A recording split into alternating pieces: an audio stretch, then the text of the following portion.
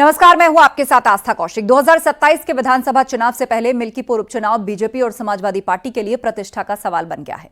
बीते उपचुनाव में 9 में 6 सीटों पर जीत दर्ज करने के बाद बीजेपी उत्साहित है और हर हाल में मिल्कीपुर में भी जीत दर्ज कराना चाहती है। पार्टी ने प्रत्याशी घोषित करने के साथ ही माइक्रो लेवल तक जातीय समीकरण बिठाए हैं।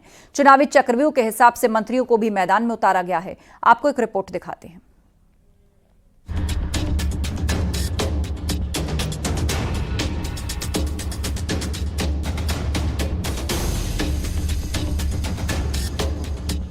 मिल्कीपुर उपचुनाव में जीत हासिल करने के लिए बीजेपी और समाजवादी पार्टी दोनों जी जान से जुटी हैं। बीजेपी की ओर से संगठन और सरकार दोनों मैदान में मोर्चा संभाल रहे हैं। सीएम योगी ने जातीय समीकरण साधने के लिए चुनावी व्यूह तैयार किया है। जातीय समीकरण को पक्ष में करने के लिए सरकार के 7 मंत्रियों को लगाया गया है। ये मंत्री अपनी अपनी बिरादरी के बीच जाकर जातीय वोट बैंक को बीजेपी के पक्ष में करने के लिए धरातल पर जुटे हुए हैं।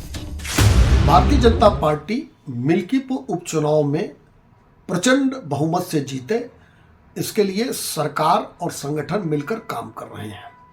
भारतीय जनता पार्टी का सदैव से विश्वास रहा है कि सर्वस्पर्शी और सर्वव्यापी संगठन बने, मंत्रिमंडल बने और उसी आधार पर मिल्कीपुर में सभी समाज के लोगों को लगाया गया है, जो चुनाव प्रचार में दिन रात एक करके डबल इंजन की सरकार के कामों को जन जन तक पहुंचा रहे हैं। अब सबसे पहले आपको मिल्कीपुर में जातीय समीकरण के मायने बताते हैं। दरअसल मिल्कीपुर में सबसे ज्यादा लगभग 1 लाख दलित मतदाता हैं, जिनका बीजेपी और एसपी में बंटना तय माना जा रहा है। साथ ही 50,000 यादव और 26,000 मुस्लिमों का वोट बैंक भी है।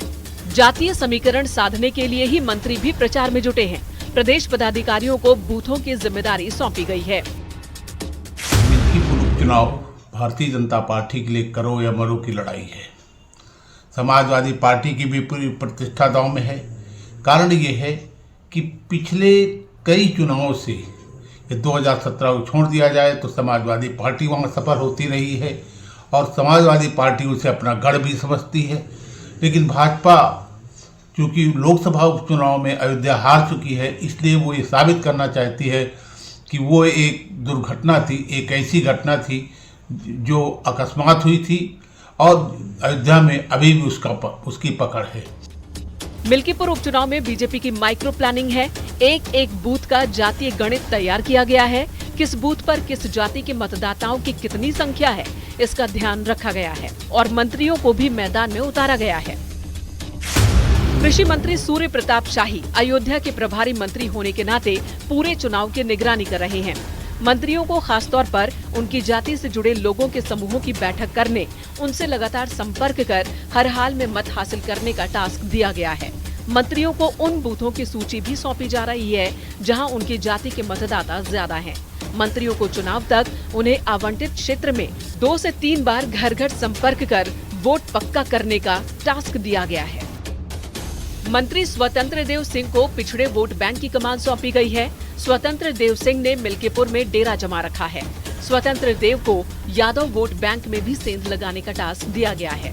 स्वतंत्र देव भी बूथवार गली मोहल्लों में जाकर पिछड़े और दलित वर्ग के छोटे छोटे समूहों से बैठक कर रहे हैं।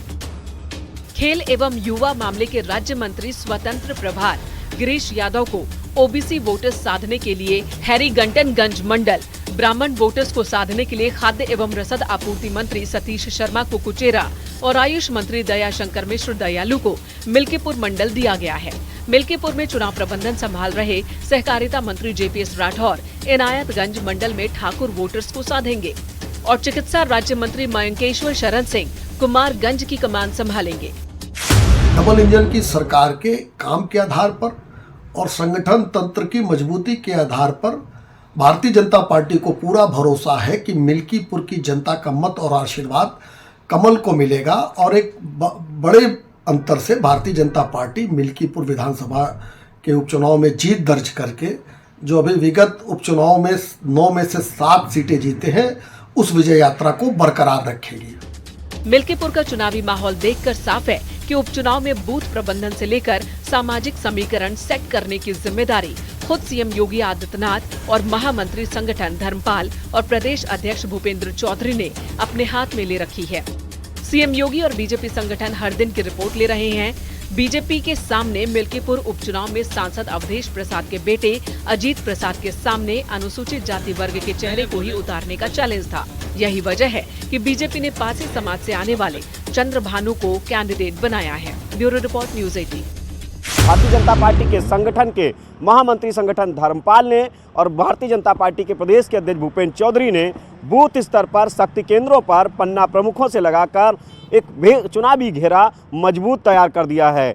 ये जाति समीकरणों को पक्ष में करने के लिए ये चुनावी घेरा भारतीय जनता पार्टी के संगठन की तरफ से भी तैयार किया गया है। यानी कि भारतीय जनता पार्टी मिल्कीपुर उपचुनाव के चुनावी चक्रव्यूह को मजबूती से तैयार कर चुकी है और समाजवादी पार्टी के लिए ये भारतीय जनता पार्टी का चुनावी चक्रव्यूह भेदना आसान नहीं होगा। हालांकि लड़ाई सपा और भारतीय जनता पार्टी के बीच में है।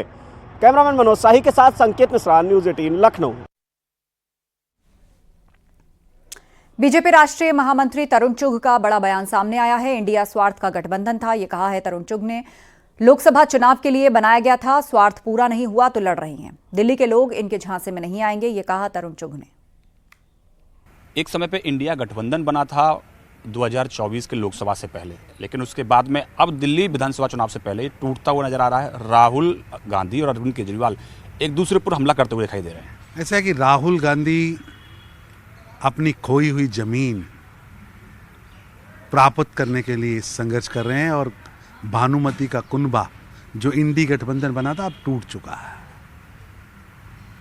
दिल्ली में निश्चित रूप से कांग्रेस और आम आदमी पार्टी दूसरे व तीसरे नंबर की लड़ाई लड़ रहे हैं। दिल्ली की जनता ने मन तय किया है कि इस बार प्रधानमंत्री श्री नरेंद्र मोदी जी के आशीर्वाद वाली डबल इंजन की दिल्ली में सरकार बनानी है, जो महिलाओं के सम्मान के लिए काम करे, जो गरीब कल्याण के लिए काम करे, और निश्चित रूप से वो बनने जा रही है।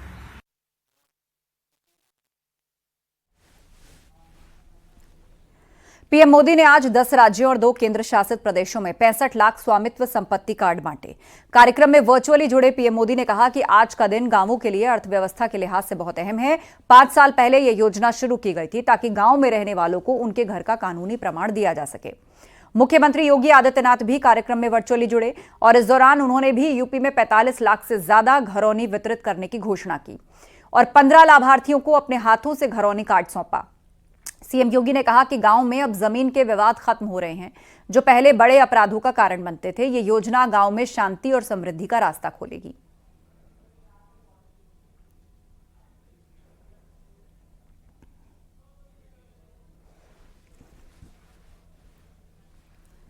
बाराबंकी में राज्यपाल आनंदीबेन पटेल घरौनी वितरण कार्यक्रम में बतौर मुख्य अतिथि शामिल हुई। राज्यपाल आनंदीबेन पटेल ने लाभार्थियों को घरौनी वितरित की।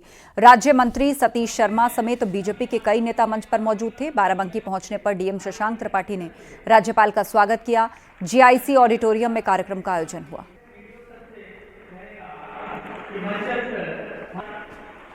तो राज्यपाल आनंदीबेन पटेल का ये दौरा बाराबंकी का घरौनी वितरण कार्यक्रम में शामिल हुई हैं। बहुत से घरेलू विवादों का अंत होगा। लाभार्थियों को राज्यपाल ने घरौनी सौंपी है।